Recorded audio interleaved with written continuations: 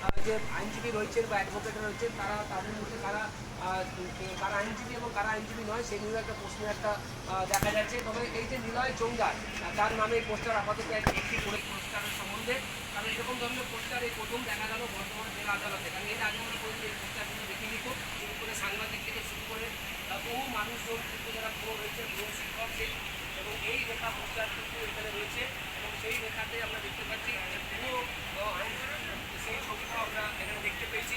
আমি বলছি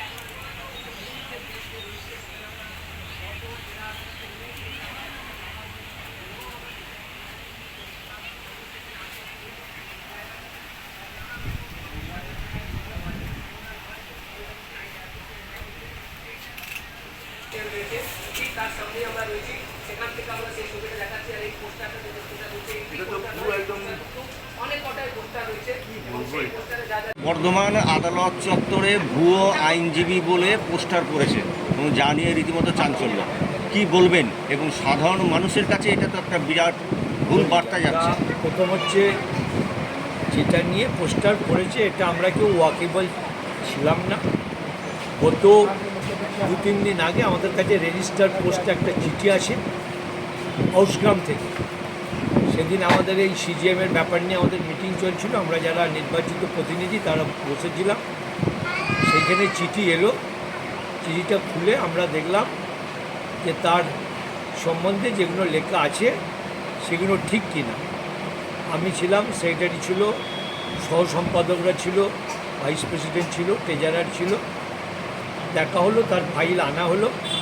দেখা হলো যে উনি যখন থেকে পাস করা দেখাচ্ছেন তার আগে থেকে উনি প্র্যাকটিস করছেন প্রথম।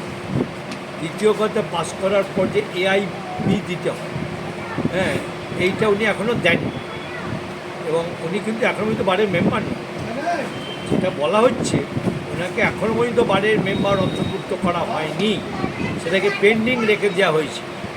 এই পরিপ্রেক্ষিতে আমরা সেদিন সংক্ষিপ্ত সময়ের মধ্যে আমরা সবাই সিদ্ধান্ত নিয়েছি যে আমরা ওর কাগজপত্র bar council of West Bengal এবং বার কাউন্সিল অফ ইন্ডিয়ায় পাঠিয়ে দেবো এবং আমরা জেলা জজ সাহেবের কাছে চিঠি দেবো।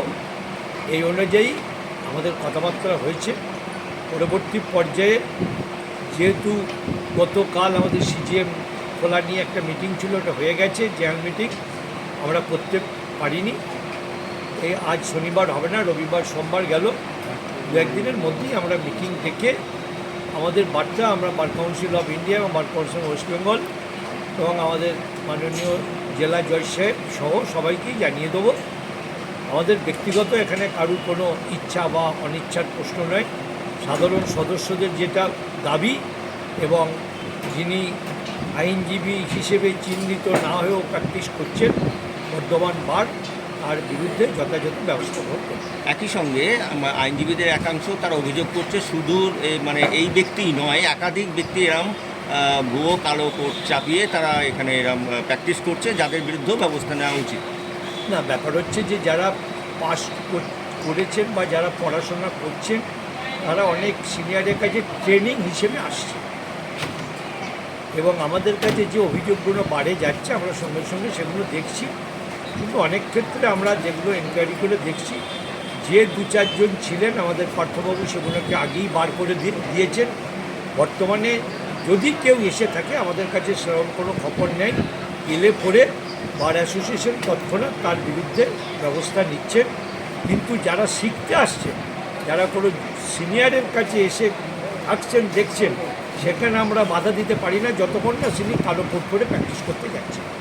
এই যে আজকে যার নামে পোস্টার করেছে, এক কথায় তাকে তো ভুয়ো আইনজীবী হিসেবে, মানে আপনারাও বলছেন যেহেতু তার কোনো প্র্যাকটিস করার জায়গা নেই এবং তিনি পাস করার আগে থেকেই প্র্যাকটিস করছেন, তার যে এনরোলমেন্ট সার্টিফিকেট সেটা থেকে দেখা যাচ্ছে যে আমরা যেটুকু দেখতে পেয়েছি তাতে তিনি তার আগে থেকেই প্র্যাকটিসে এসছেন। কিন্তু তাকে অনেকবারই জমা দিতে বলা হয়েছিল, উনি পরে জমা দিয়েছেন। আমাদের হয় কি মেম্বারশিপের আগে স্ক্রুটিনি করা, এখনও যেহেতু মেম্বারশিপ ছাড়া হয়নি সেহেতু আমাদের স্ক্রুটিনির মিটিং হয়নি। স্ক্রুটিনির মিটিং হলে হয়তো ধরা পড়ত, কিন্তু এখন তার আগেই চিঠি আসার পরই আমরা তৎপর হয়েছি। আমরা শীঘ্রই সিদ্ধান্ত এফআইআর কি করা হবে? দেখুন, এটা আমি একা তো বলার এখতিয়ার আমার নেই। এখানে আমাদের ইলেকটেড বডি আছে, আমাদের আমরা তারপরেও আমাদের একটা এক্সিকিউটিভ বডি আছে, তারপরেও জেনারেল মেম্বার আছে। আমাদের করতে হলে পরপর স্টেপ বাই স্টেপ আসতে হবে।